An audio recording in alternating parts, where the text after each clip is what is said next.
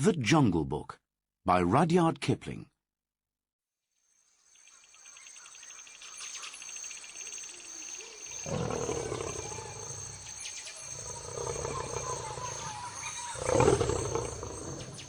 Chapter 1. Mowgli's Brothers.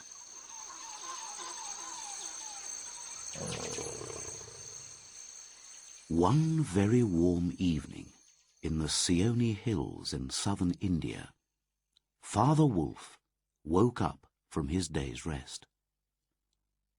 Next to him lay Mother Wolf, with their 4 cubs beside her. "It's time to look for food," said Father Wolf, and he stood up to leave the cave. "Good luck," said a voice.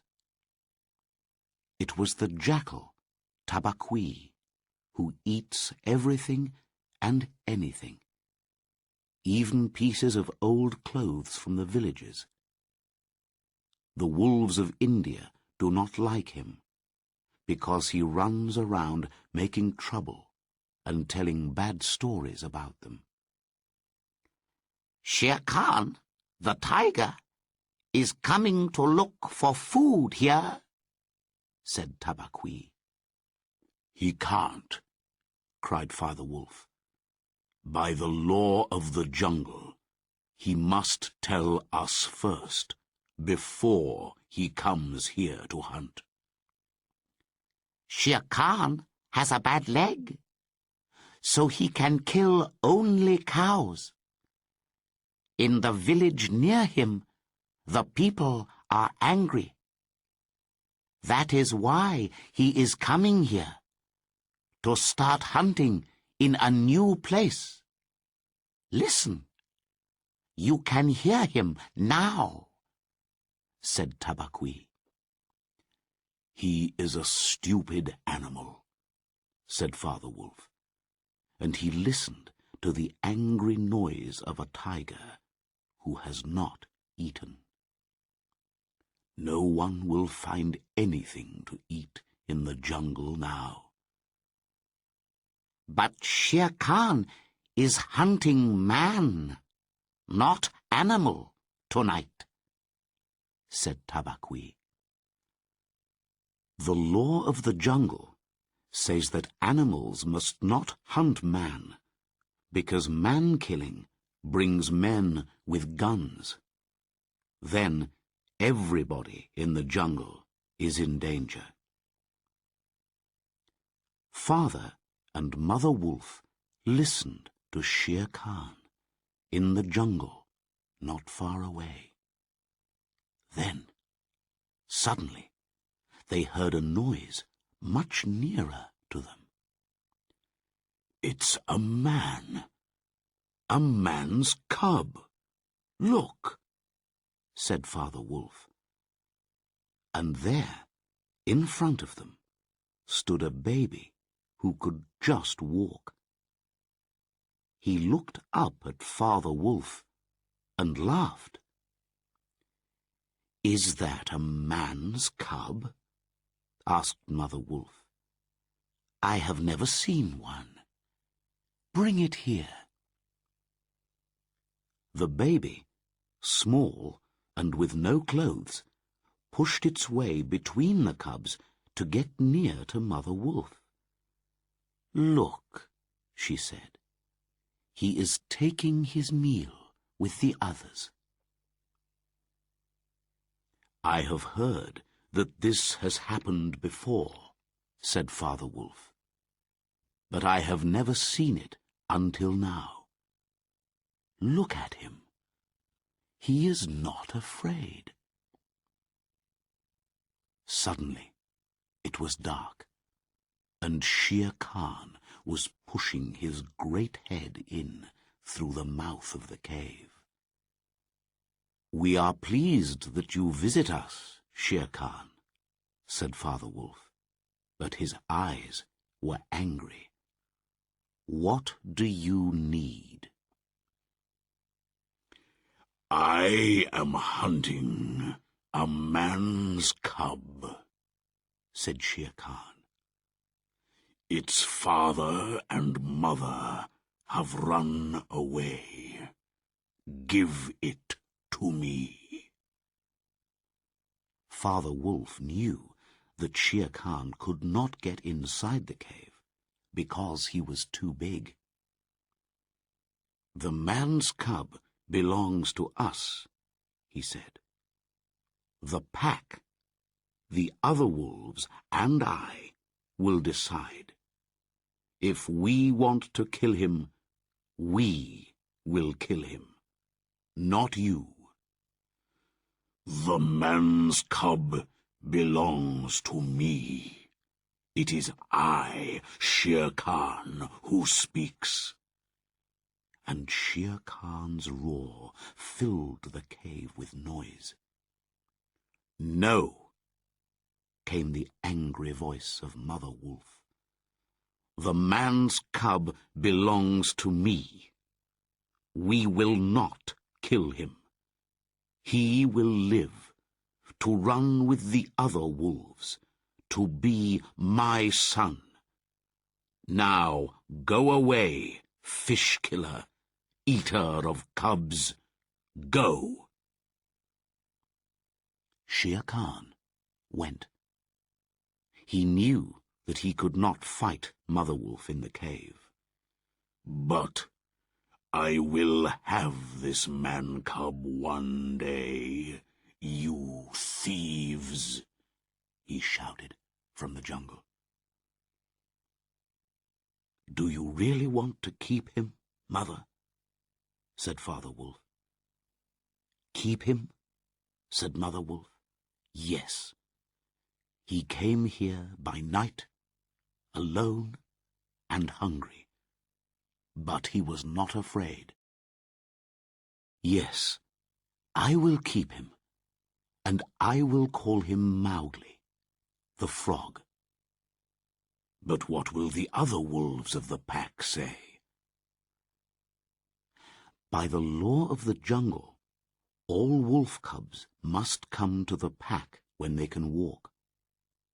The wolves look at the cubs carefully. Then the cubs are free to run anywhere, because all the adult wolves know them and will not attack them. When the 4 wolf cubs could run a little, Father Wolf took them and Mowgli and Mother Wolf to the meeting rock. Here, the 100 wolves of the wolf pack met every month when the moon was full. The leader of the pack was Arkela, a great grey wolf. Each new wolf cub came to stand in front of him, and Arkela said, "Look well, O wolves, look well." At the end, Father Wolf pushed Mowgli into the circle of wolves. Then, from the trees outside the circle, they heard the voice of Shere Khan. The man-cub belongs to me. Give him to me. Arkela did not move, but said only, "Look well. Who speaks for this man-cub? 2 voices, who are not his father and mother, must speak for him." There is only one other animal who can come to these wolf meetings, Baloo, the sleepy brown bear. His job is to teach the law of the jungle to the wolf cubs. "I speak for the man-cub," came Baloo's deep voice. "Let him run with the pack. I myself will teach him." "We need another voice to speak for him," said Arkela. Silently, another animal jumped down into the circle. It was Bagheera, the panther, black as the night, clever, strong, and dangerous. "Oh, Akela, will you let me speak?" said Bagheera softly. "The law of the jungle says it is possible to buy the life of a cub. It is bad to kill a man-cub. He cannot hurt you. Let him live with you, and I will give you a fat cow, newly killed, which lies in the jungle, not far away." The voices of the wolves replied, "Let him live." They were always hungry, and they wanted to get the dead cow. Soon they went away, and there were only Akela, Bagheera, Baloo, and Mowgli's wolf family left. They could hear the angry roars of Shere Khan in the night. "It is good," said Akela. "Men are clever. Perhaps this man-cub will help us when he is older. Take him away," he said to Father Wolf, "and teach him well." And so, because of Baloo's good word and the present of a cow, Mowgli now belonged to the Seoni wolf pack. The story of Mowgli's life among the wolves fills many books. But we must jump 10 or 11 years now.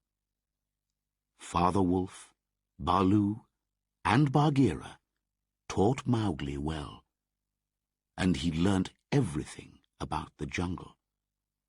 He knew the meaning of every sound in the trees, of every song of the birds, of every splash in the water. He learnt to climb trees like a monkey, to swim in the rivers like a fish, and to hunt for his food as cleverly as any animal.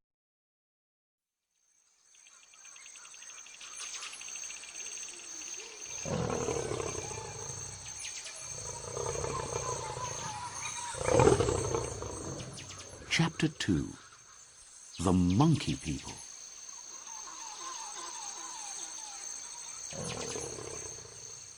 Baloo, the old brown bear, loved teaching Mowgli.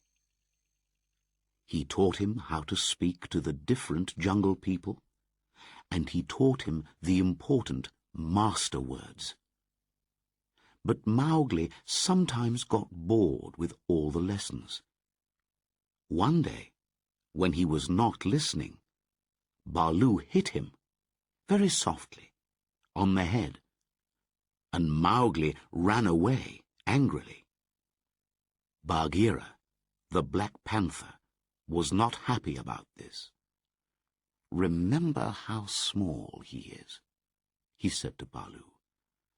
"How can his little head hold all your long words?"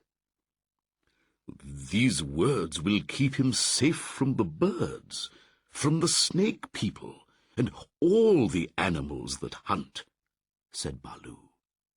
"It is true that he is only small, but no one will hurt him if he remembers all the master words. Come, Mowgli," he called into the trees. "Come and say the words again." Mowgli climbed down from a tree and came to sit next to them. "I will say the words to Bagheera, not you, fat old Baloo," he said crossly. "Very well," said Baloo sadly. "Say the words for the hunting people."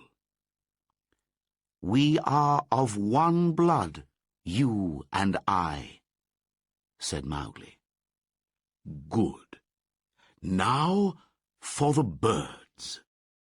Mowgli said the same words, but with the sound of a bird.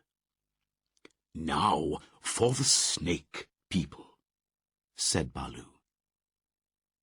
Mowgli then made the long s sound, which was like no other noise, only the noise of a snake.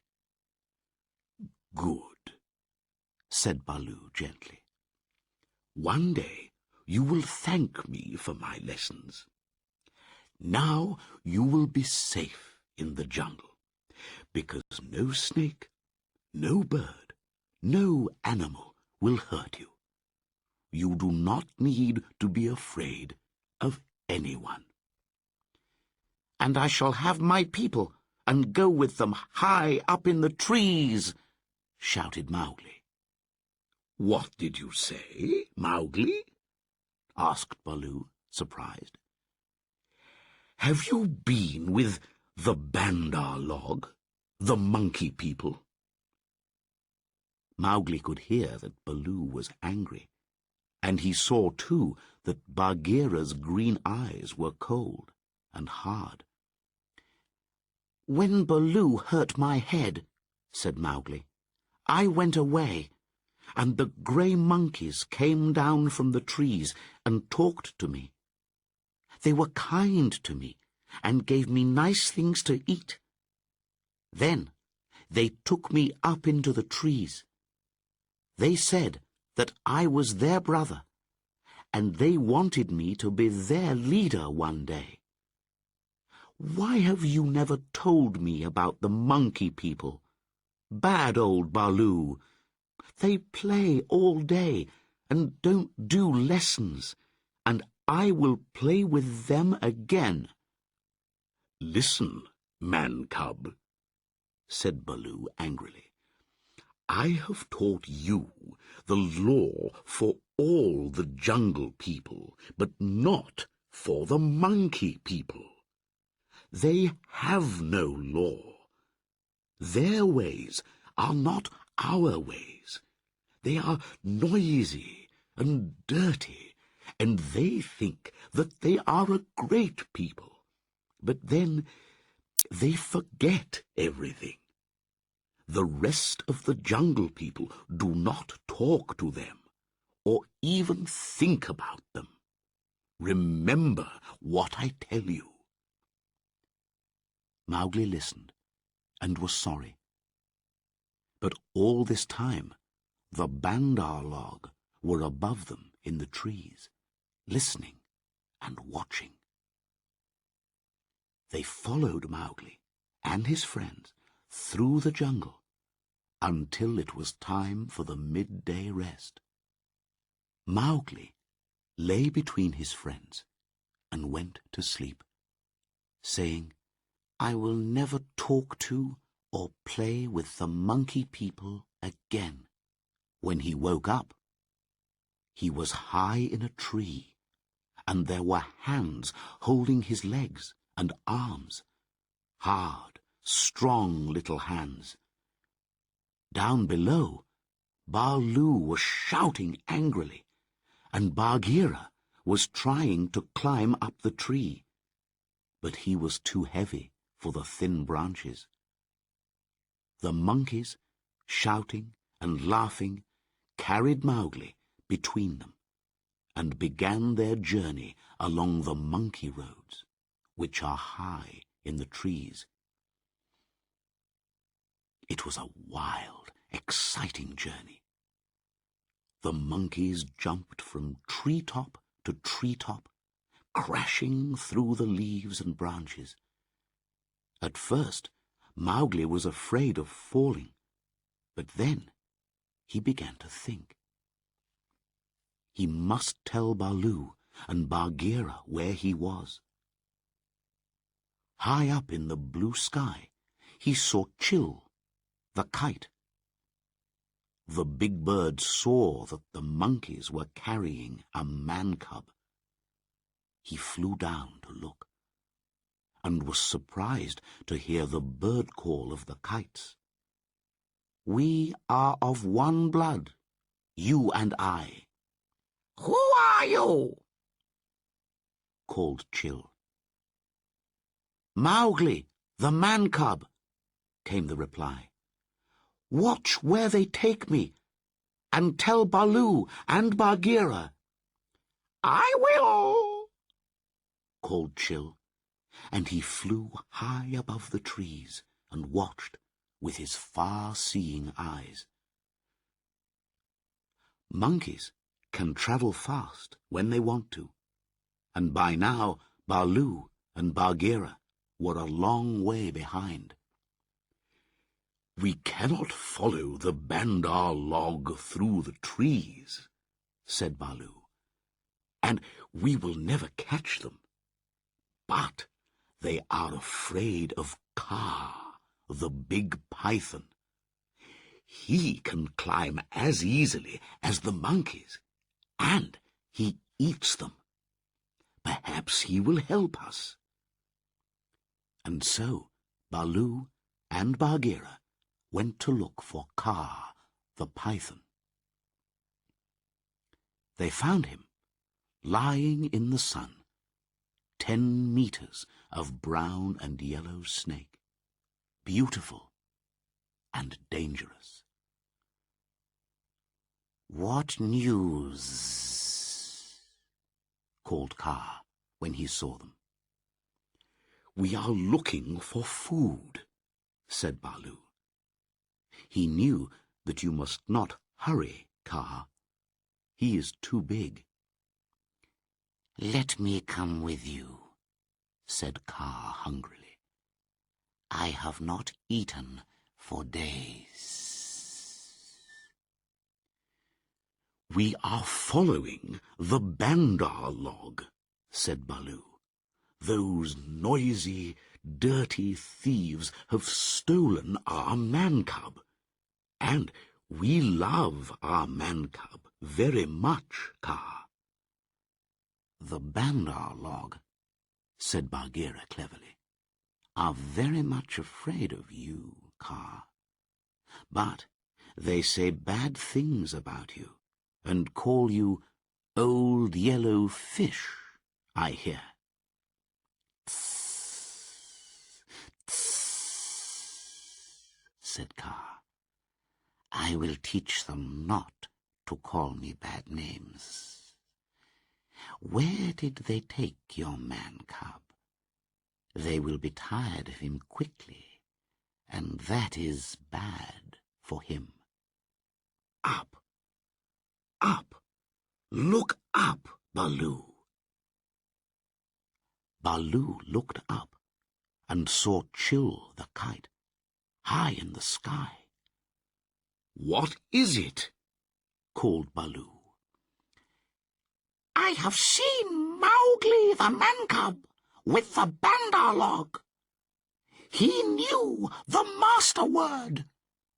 They have taken him to the Monkey City, the lost city.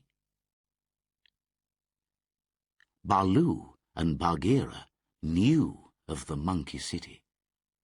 Men lived there once, but they left hundreds of years ago. Nobody went there now, only the Bandar log. We must leave at once, said Bagheera. It is a long way. I will come as fast as I can, said Baloo. But you and Kaa can go faster. I will follow you. The lost city was very old. There were many beautiful buildings, but the walls were broken and full of holes, and there were tall trees in houses that were now open to the sky. The monkey people called the place their city, and ran around everywhere, in and out of the empty houses, up and down the fruit trees in the old gardens. Now Mowgli was in their city, and the monkey people were very pleased with themselves. "This boy can help us," they said. "He can teach us how to make things, because men are clever with their hands." But monkeys make many plans, and always forget them 5 minutes later. When Mowgli arrived in the city, he was tired and hungry. "Bring me food," he said, and 20 or 30 monkeys ran to bring him fruit. But they started fighting and forgot to take any fruit back to Mowgli. Mowgli knew that he was in a bad place. Baloo was right, he thought. The Bandar log have no law, and their ways are not our ways. I must try to get away. Baloo will surely be angry with me, but that is better than life with the Bandar log. But when Mowgli went to the walls of the city, the monkeys pulled him back. "You are very happy here with us. We are great. We are wonderful.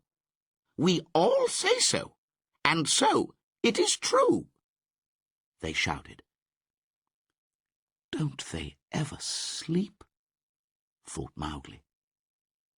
He looked up at the sky. There's a cloud coming over the moon. Perhaps I can run away when it's dark. But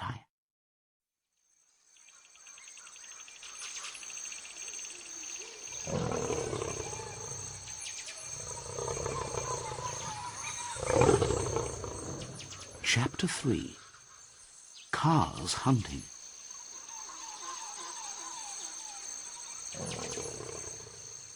Bagheera and Kaa were also watching that cloud. They were now outside the city walls, but they knew they had to be careful. There were only 2 of them, and there were hundreds of monkeys. "They are over there by that house, talking about the boy," said Bagheera. "When the cloud hides the moon, I will attack them." "I will go to the higher ground at the west wall," Kaa said, "and come down the hill very fast. Good hunting." The Black Panther ran quickly to the crowds of monkeys and started hitting right and left as hard as he could. The monkeys screamed angrily, but then one of them shouted, "There is only one here. Kill him! Kill!" and a crowd of monkeys jumped on Bagheera, biting and pulling. Another group pulled Mowgli up a wall and pushed him over. He fell down into a dark room which had no doors or windows, and he could not get out. "Stay there," shouted the monkeys, "until we have killed your friend, and then we will play with you, if the snakes leave you alive." Mowgli heard hissing sounds in the darkness around him. "We are of one blood, you and I," he said, quickly giving the snake's call. "Sss," the snakes replied. "We will not bite you, but stand still, little brother, because your feet can hurt us." Mowgli stood very still and listened to the fight around Bagheera. For the first time ever, the big panther was fighting for his life. Then Mowgli remembered something. There was a big tank of water near one of the buildings. "Go to the tank, Bagheera! Get to the water!" Bagheera heard, and he knew that Mowgli was safe.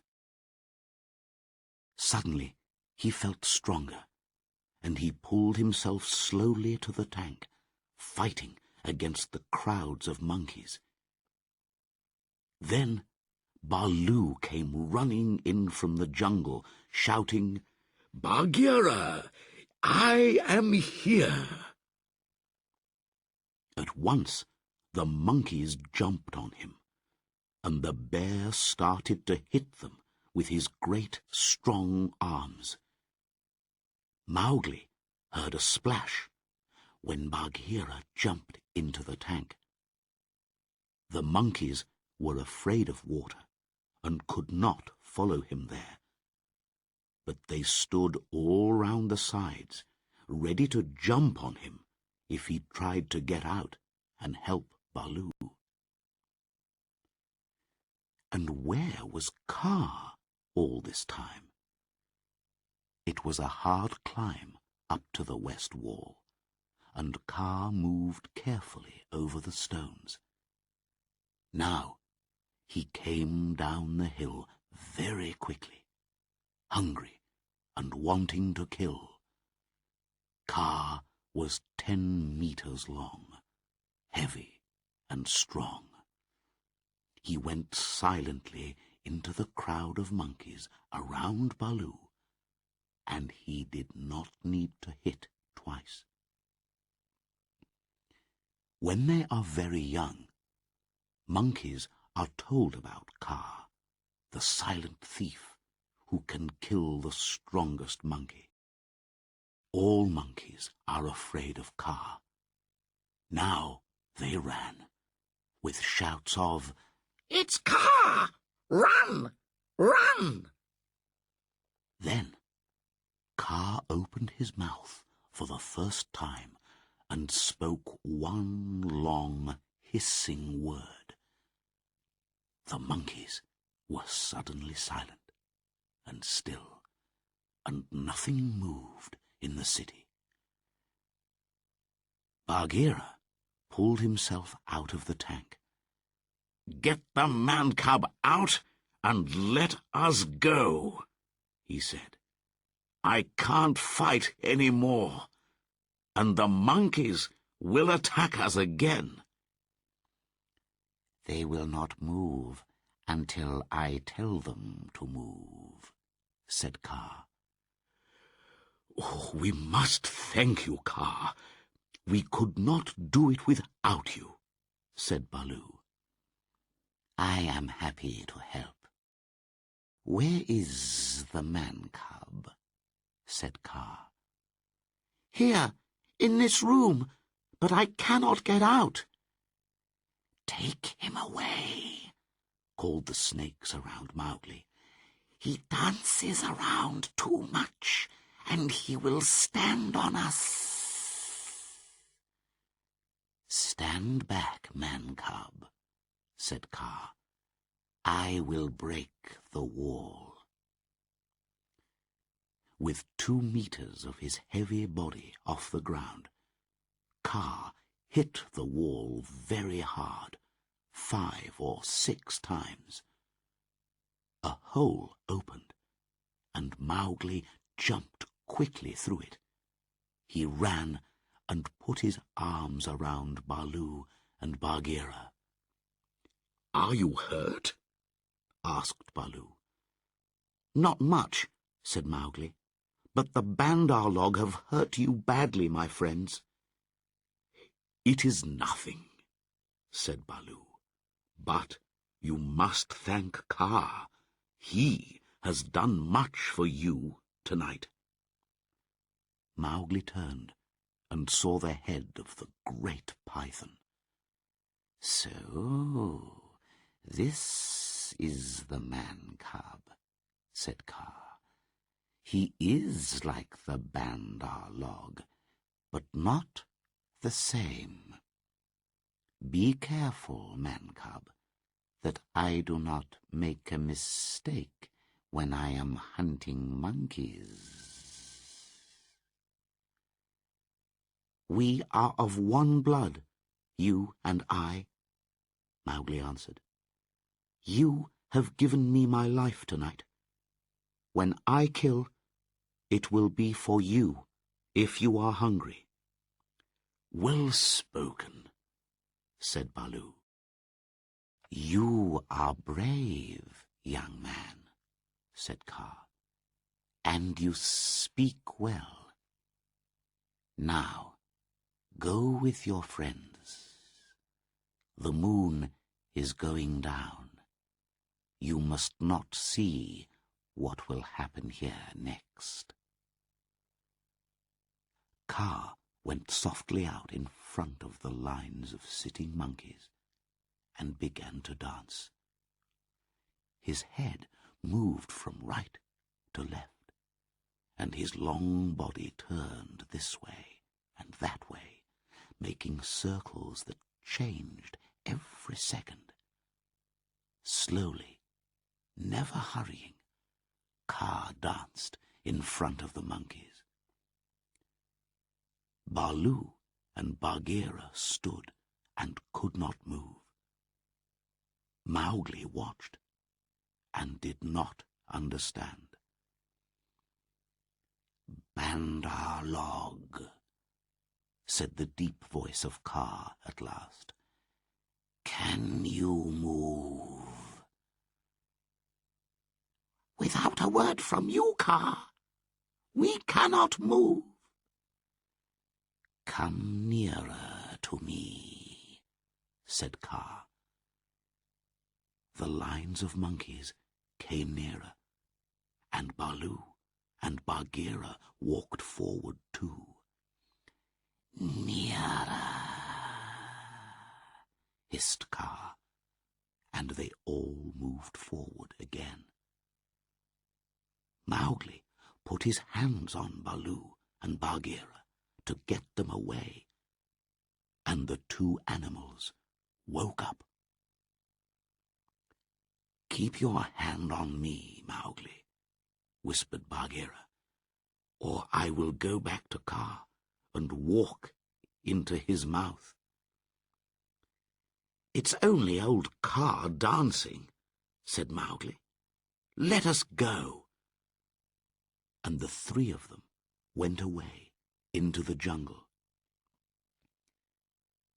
"A python's dance is dangerous to watch," said Baloo. "Even for us. Kaa will have good hunting tonight." "And now, Mowgli," said Bagheera angrily, "Baloo and I have fought hard for you.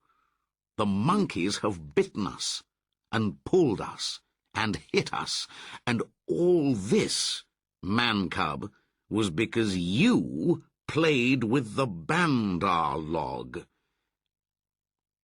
"It is true," said Mowgli sadly. "I am a bad man-cub. The law of the jungle says we must punish you," said Bagheera. Baloo was happy that Mowgli was safe and with them again, but he could not speak against the law. "It is right to punish me," said Mowgli. "I did wrong." Bagheera hit him. Very softly for a panther, but very heavily for a little boy. Mowgli did not cry. "Now," said Bagheera, "jump on my back, little brother, and we will go home." One of the good things about jungle law is that after you were punished, the matter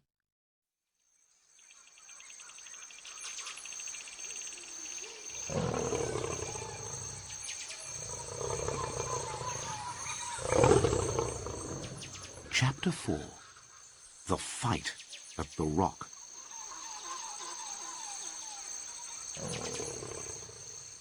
Mowgli always went to the meetings of the wolf pack, and there he learnt something new one day.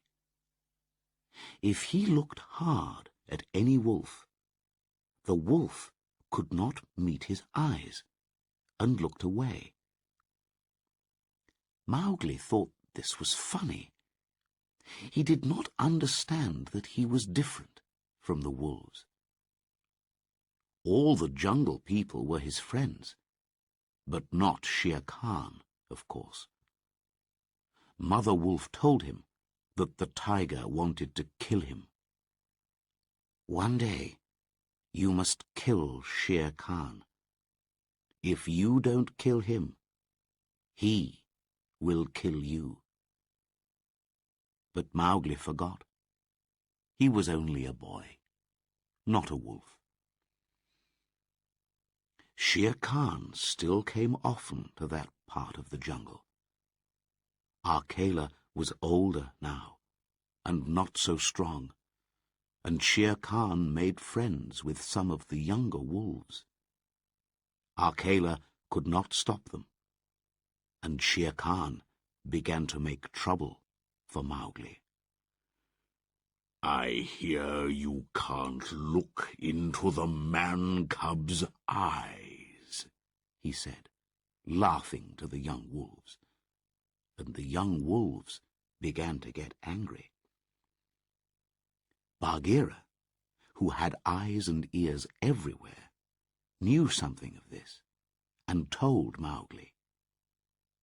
Mowgli laughed, but Bagheera went on, "Open your eyes, little brother.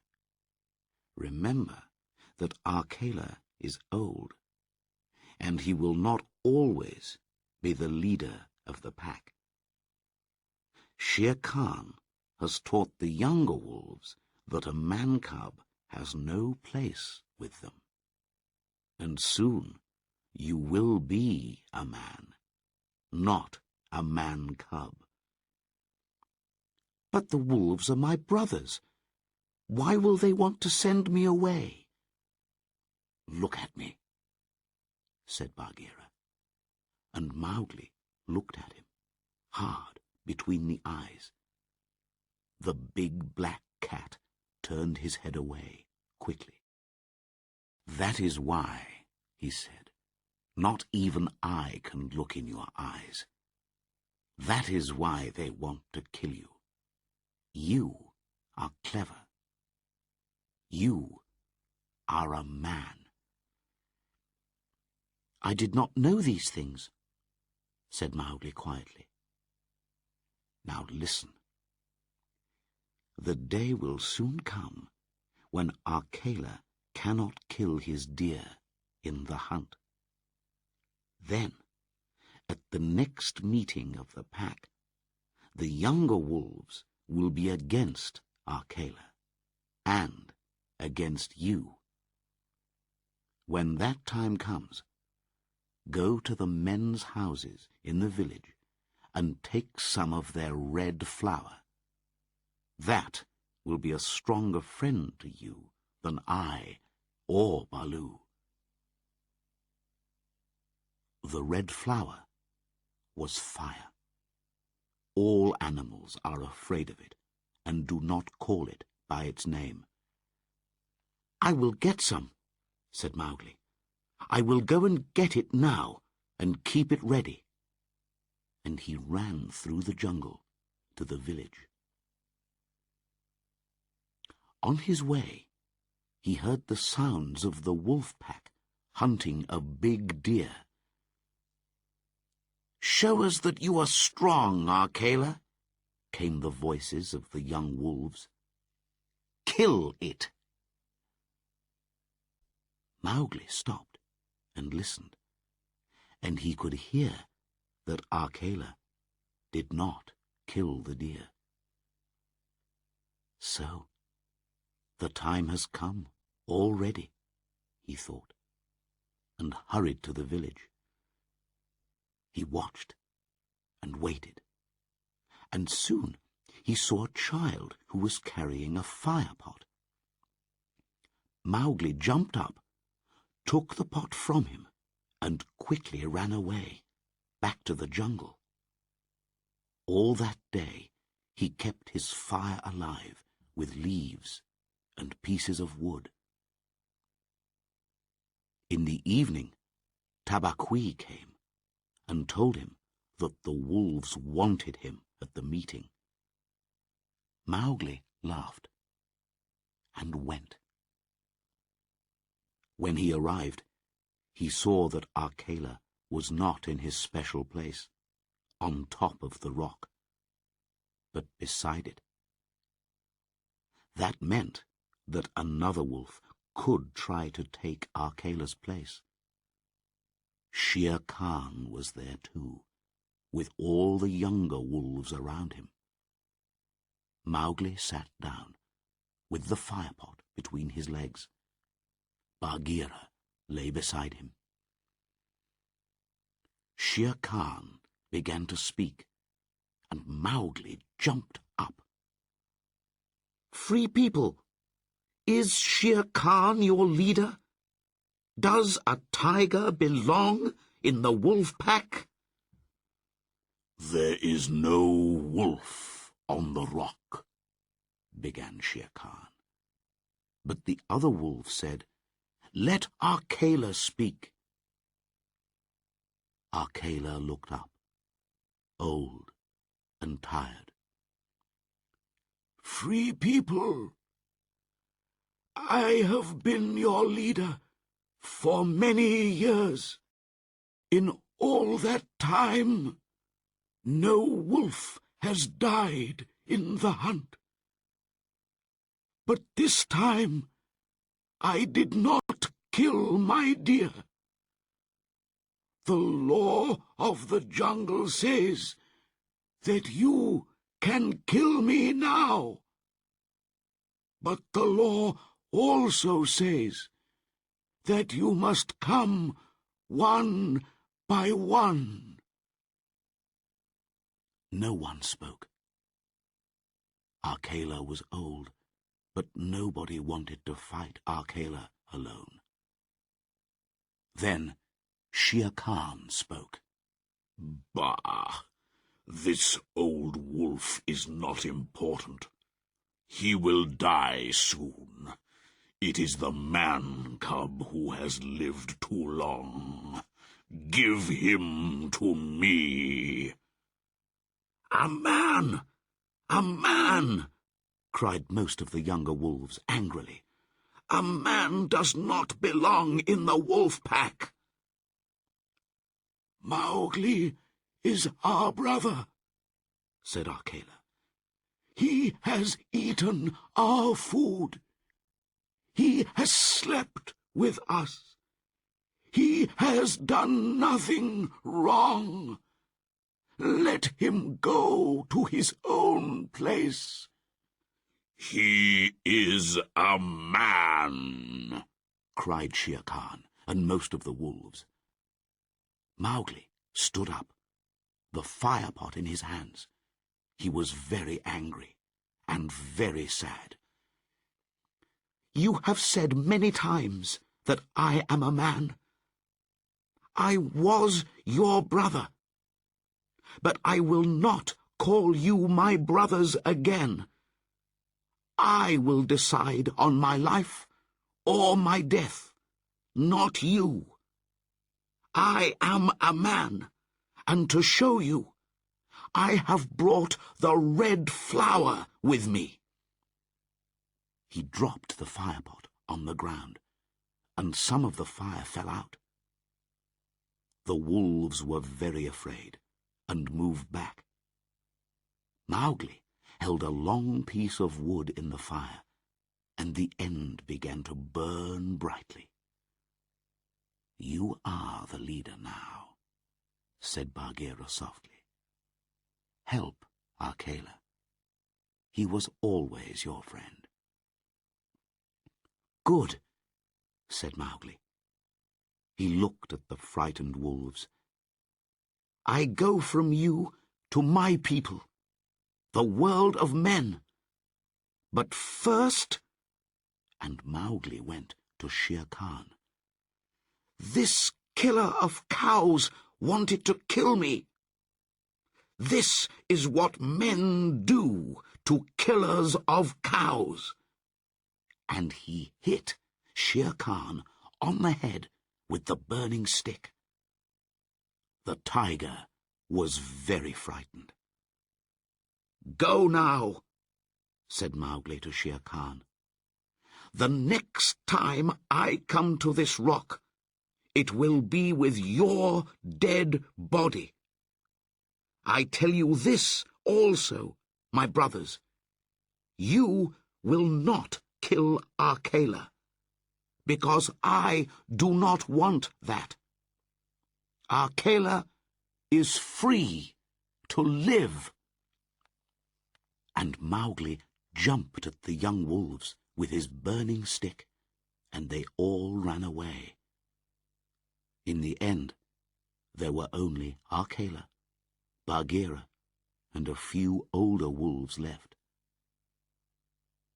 Then something began to hurt Mowgli, inside him, and, for the first time in his life, tears ran down his face. "What is it? What is it? Am I dying, Bagheera?" "No, little brother. You are a man, and these are men's tears. But you must go. The jungle is closed to you now." "Yes," said Mowgli. "I will go to men. But first I must say goodbye to my mother." And he went to the cave and cried on Mother Wolf's coat. "You will not forget me," Mowgli said to his wolf family. "Never," said his wolf brothers. "Come to the foot of the hill when you are a man, and we will talk with you." "Come soon, little frog," said Father Wolf, "because your mother and I are getting old." "I will surely come," said Mowgli, "and I will bring the coat of Shere Khan and put it on the meeting rock." And in the morning Mowgli went down the hill, alone, to meet those strange things that are called.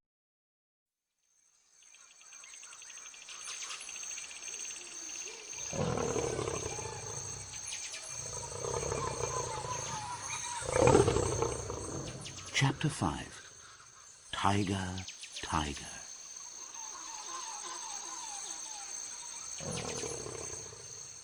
Mowgli knew that he had enemies now, and he went far away. He ran until he came to a village in a place with many rocks and narrow valleys. Everywhere Mowgli could see cows and buffaloes. Some little boys were looking after the cows, but when they saw Mowgli, they shouted and ran away. Mowgli walked on until he came to the village. He sat down by the gate. When a man came out of the village, Mowgli opened his mouth to show that he wanted food. The man ran back into the village and came back with 100 other people. They all looked at Mowgli and saw the bite marks on his arms and legs. "Look," said a man. "Those are the bite marks of wolves. He is a wolf child who has run away from the jungle." "He is a good-looking boy," said one of the women. "Messua, he looks like your little boy that was taken by the tiger." "Let me look," said Mesua. Yes, he is thin, but he looks like my son. Take him to your house, Mesua, the villagers said. The jungle took your boy, and the jungle has given you this one back. The woman called Mesua took Mowgli to her house and gave him milk and bread. This was Mowgli's first time in a house, and he did not like it. It felt like a prison. But I am a man now, he thought, and I must do what men do. I must also learn to speak like men. He knew all the many languages of the jungle, and so it was easy for him to learn the sounds of men. That first evening, he learnt many words from Mesua. But that night, he did not want to sleep inside the house. So he climbed out of the window and went to sleep in a field near the village. Before he went to sleep, a soft grey nose touched his face. It was Grey Brother, the eldest of Mother Wolf's cubs. "Wake, little brother," he said. "I bring news. Shere Khan has gone away. You burnt his coat with the red flower, but he says that when he comes back, he will kill you." "I remember also what I said about Shere Khan," said Mowgli. "But it is good to have news. Will you always bring me news, Grey Brother?" "Yes, little brother. But you will not forget that you are a wolf? You will not forget us when you are with men?" "Never," replied Mowgli. "I will always remember that I love you all." For 3 months, Mowgli learned how to be like a man. He had to wear clothes, learn how to use money, and how to work in the fields. In the evenings, he sat with the villagers under a great tree, while the men told stories about the jungle and the animals. Once, when Buldeo, the village hunter, told a story about a tiger, Mowgli had to hide his face because he was laughing. At the end, he said, "Buldeo's stories are stupid. He knows nothing about the jungle." The villagers did not like this, and after that they sent Mowgli out every day with the other boys to look after the herds of cows and buffaloes while they ate. Mowgli enjoyed this work, and usually went on alone with a big group of cows and buffaloes. One day he saw Grey Brother under a tree near the jungle. "Shere Khan has come back, but he is hiding for a while. Then he is coming to kill you," said Grey Brother. "Very good," said Mowgli. "Tell me when he comes. Meet me at the river by the big dak tree with golden flowers. I will watch for you there every day." Day after day, Mowgli went out with the herds, but there was nobody at the dak tree. Then, at last, the day came when Grey Brother was waiting for him. "Shere Khan has waited for a month, and is hoping that you have now forgotten about him," said the wolf. "He's going to wait for you at the village gate this evening. But now he is hiding in the big dry ravine of the Waingunga. I met Tabaqui this morning." Here, Grey Brother showed his teeth a little. And before I broke his back, he told me all about Shere Khan's plan. Has Shere Khan eaten today, or does he hunt empty? The answer was life or death for Mowgli. He killed and ate this morning, and he has drunk too. How stupid he is, said Mowgli. Does he think that I shall wait until he has slept? He stood and thought for a while. The ravine of Waingunga. I can take the buffaloes round to the top end and chase Shere Khan down the ravine. After a meal, he cannot fight or climb easily. But I need a big group of cows at the bottom end of the ravine to stop him escaping. Then we will catch him between the buffaloes and the cows. Can you help me, Grey Brother? Not I alone, said Grey Brother, but I have someone who will help me. And the big grey head of Akela came out from the trees. Akela! Akela! said Mowgli. I knew you would not forget me. The two wolves ran here and there among the herd, and soon the cows and buffaloes were in two groups. Already they were getting excited and dangerous.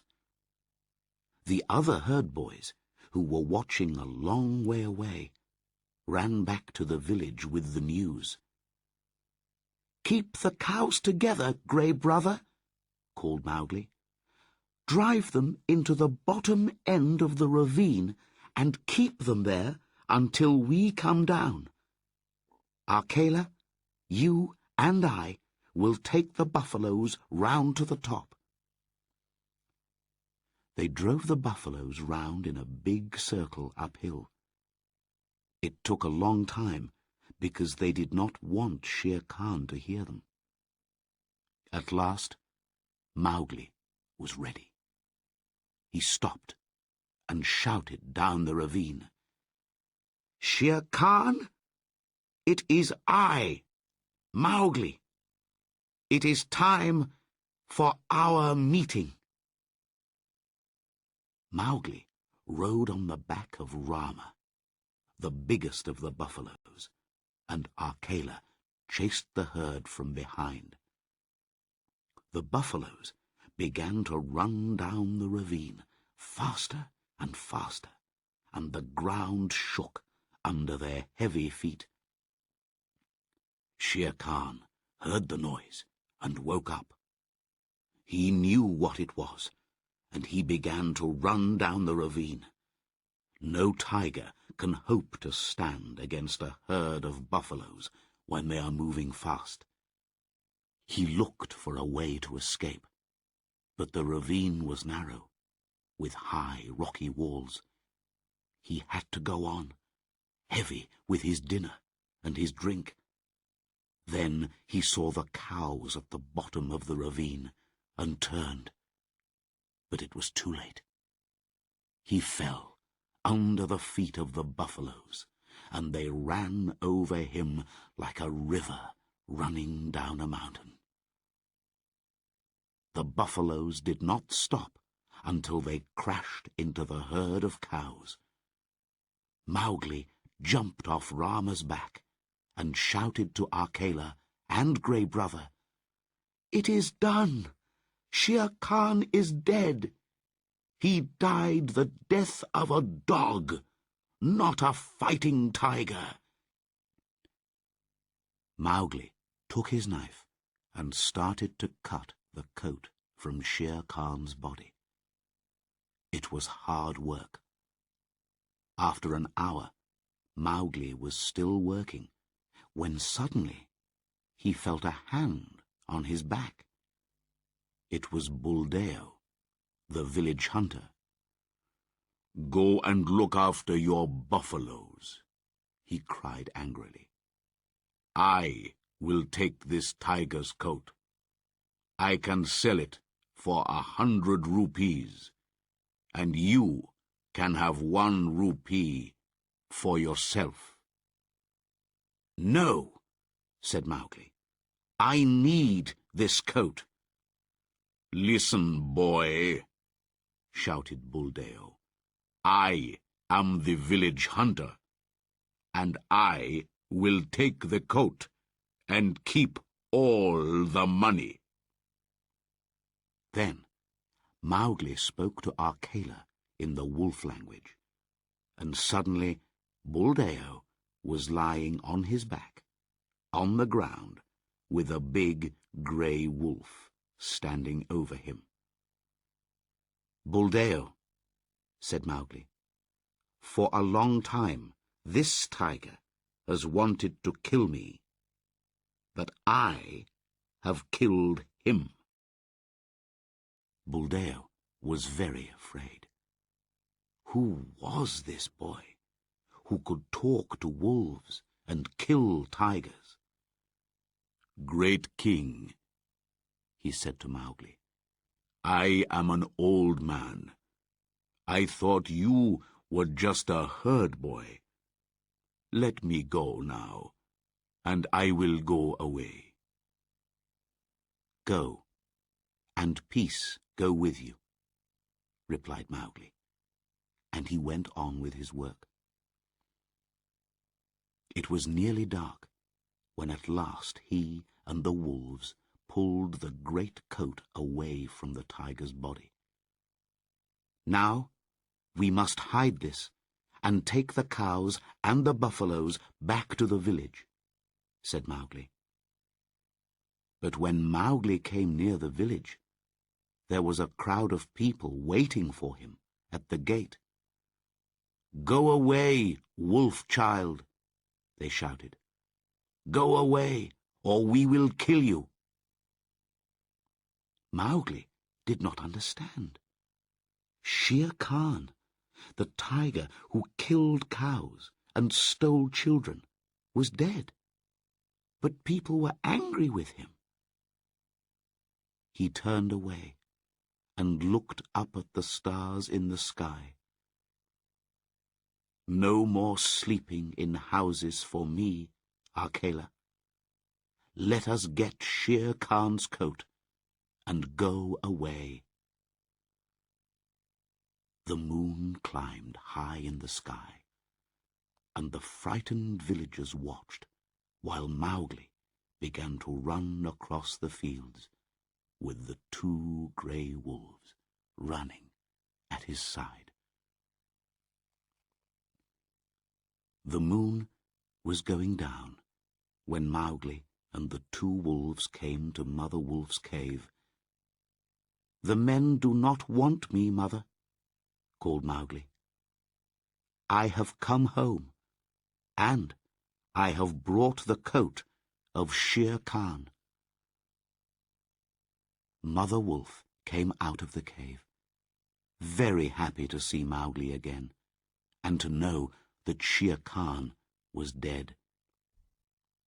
From the jungle came the deep voice of Bagheera. Little brother, we are pleased to see you. Then Mowgli took the coat of Shere Khan and put it on the great rock at the wolves' meeting place. Akela lay on it and called, Look well, O wolves! And the wolf pack came and looked and saw that Shere Khan was dead. Now, said Mowgli, I do not belong to the wolf pack or to the man pack. I will hunt alone in the jungle. And we will hunt with you, said Grey Brother, and the rest of Mother Wolf's cubs. And Mowgli went away into the jungle and lived and hunted with his brothers, the wolves.